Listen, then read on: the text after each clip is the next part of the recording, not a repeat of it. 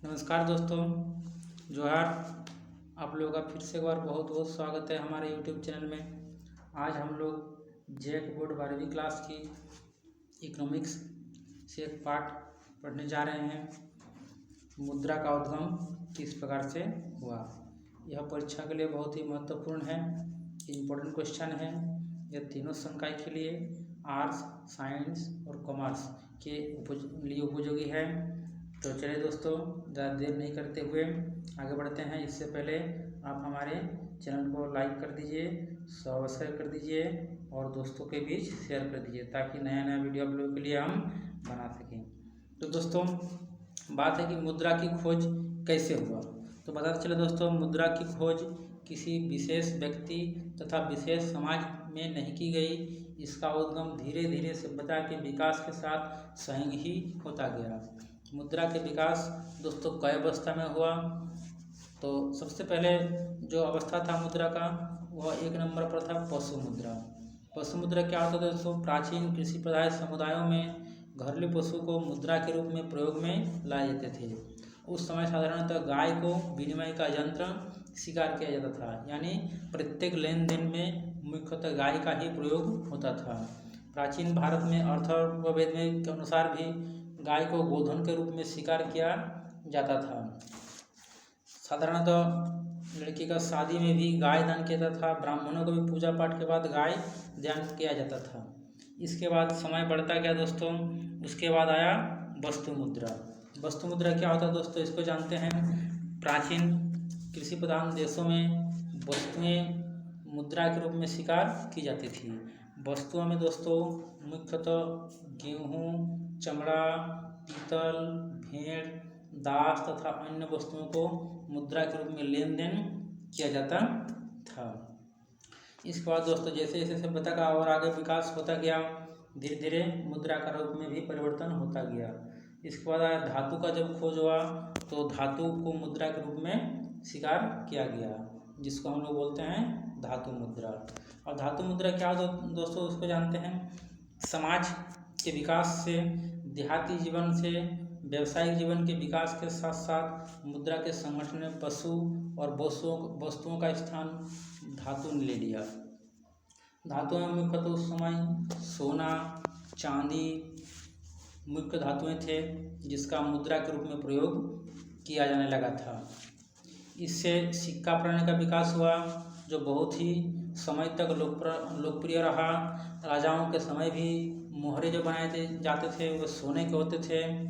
और भारत में जो चांदी का धातु था वो 1883 तक प्रचलन में था। इसके बाद दोस्तों आगे और बढ़ते गए तो विकास होते गया। चौथा नंबर पाया जाता है क्या दोस्तों? कागजी मुद्रा, जो आजकल बहुत ही लोकप्रिय मुद्रा है।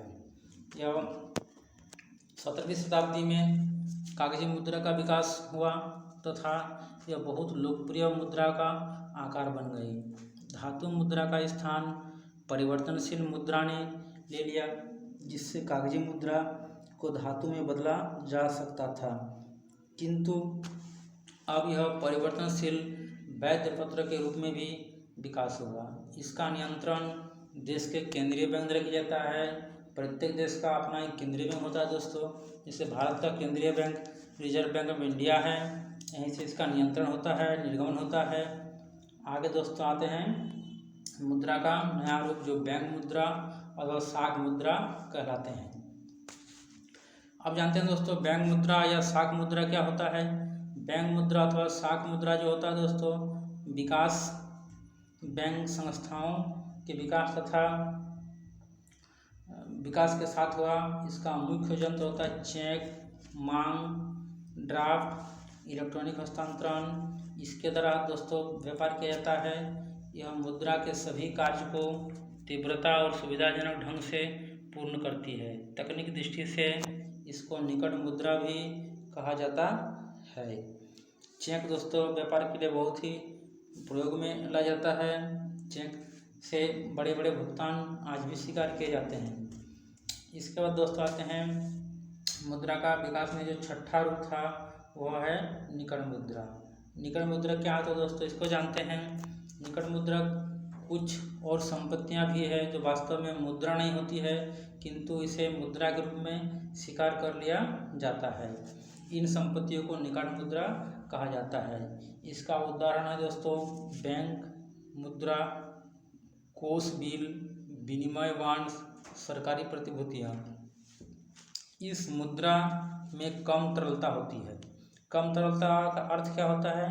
पैसा जितना लोग विश्वास के साथ लेता है, इसको उतना विश्वास के साथ नहीं लेता है, किंतु व्यवसाय का एक बड़ा भाग इस मुद्रा द्वारा पूरा किया जाता है। सबसे अंत में दोस्तों आता है मुद्रा का जो अंतिम रूप है, बहुत ही आजकल प्रचलित हो चुका है, जिसको हम लोग बोलते हैं प्लास्टिक मुद्रा। प्लास्टिक मुद्रा क्या होता है दोस्तों, इसको जानते हैं। यह बहुत ही इम्पोर्टेंट है, इसको जान लेना जरूरी है। आज के युग में यह बहुत ही प्रचलन में आ गया है। प्राय प्रत्येक व्यक्ति के पास यह मुद्रा पाया जाता है।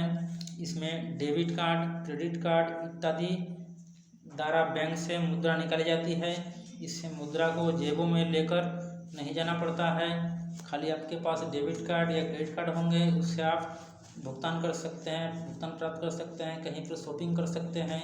यह इसके आविष्कार में आने से क्या हो गया कि जेब में आपको पैसा लेकर नहीं जाना होगा और पैसा चोरी का भी उतना डर नहीं रहते हैं। तो दोस्तों ये जो मुद्रा का विकास हुआ 7 अवस्था में हुआ। आप लोग इसको लिख भी सकते हैं, परीक्षा के लिए बहुत उपयोगी है।